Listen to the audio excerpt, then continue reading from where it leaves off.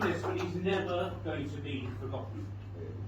It's not just that he's going to be seen in memorial shows like this, which give a nod to the genius of the man, give a taste of what he's about. It's not just that he's cherished in thousands of private collections that hold all his figurative work, but no, he will never ever be forgotten because of his public sculptures. The sculptures in the public spaces are really very, very important. They will live forever. And looking around, I realised just early on while I was waiting, I can't remember why I was waiting. There are certain maquettes that do remind you of these great things. You know, down on the embankment, there's the Fleet Air Arm, Daedalus, that's in the corner. That's the thing of a magnificent public sculpture. The Richard III, that's the little maquette there, that is in Leicester. Of course, there's the fantastic, monumental young queen that's at Runnymede, one of the last huge public sculptures he did in 2015. And just a round of applause, he's very modest, but the man who put it together is here tonight, so please, a little round of applause for that.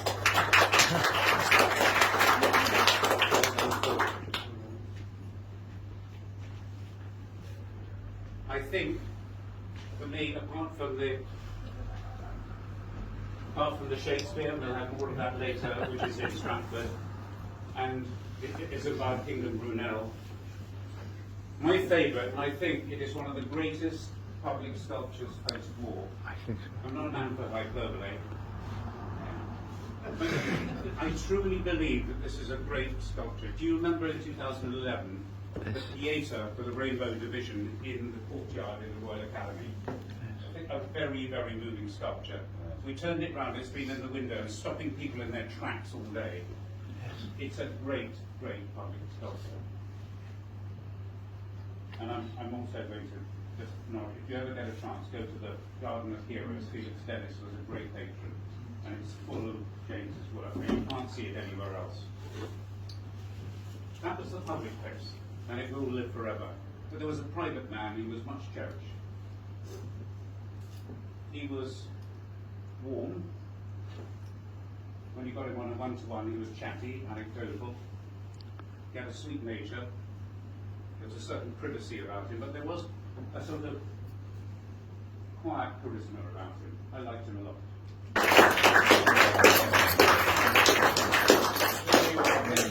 Artists need dealers.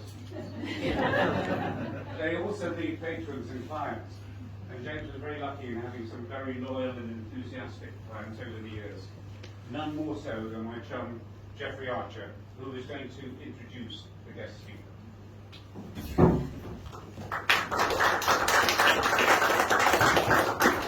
First met Nadhim 25 years ago when he came to my home to help me with the Kurdish refugee campaign. He told me that he wanted to go into politics afterwards, and I set him the amazing challenge, because he was then a young man, Princess Diana as our patron, and an audience of millions watching on television. I said, you're going to make your first public speech, which he did brilliantly. And I watched him go to Wandsworth as a local councillor and then become the Member of Parliament for Stratford upon Avon, which was, of course, where James Butler lived. So it's two things that happened.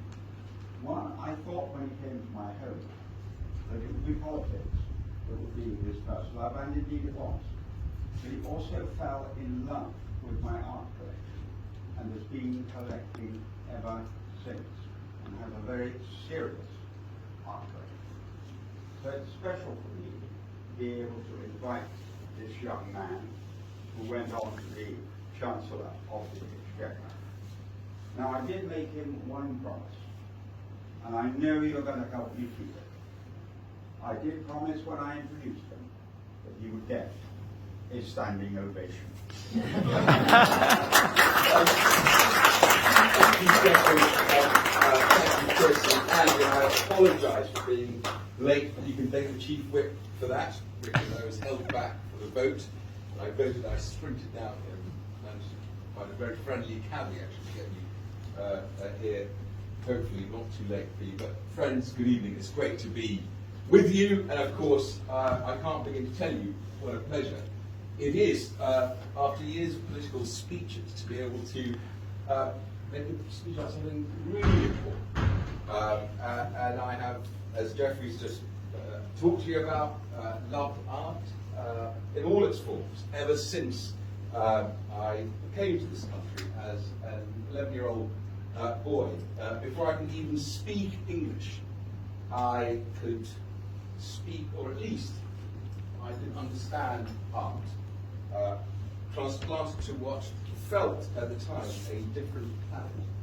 I could connect with art at a primal level, and of course sculpture and its mix of the universal and the parochial stirred something in myself. It was impossible to describe. It's impossible to describe tonight as a boy that feeling of witnessing genius. Sitting down to write these words, Angie, today, I found it near impossible still. But much like Kenneth Clark said of civilization itself, you know genius when you see it. Part of James Butler's genius was that, in the words of his friend John Mayne, he carried himself modestly, never promoting, although he had so very much to offer. His sculpture spoke for him. I became a minor Butler collector myself. Amongst his works that I have are Libellus, the maquette, of course, and the Shakespeare maquette, along with several other pieces. It's never easy to explain why one collects this piece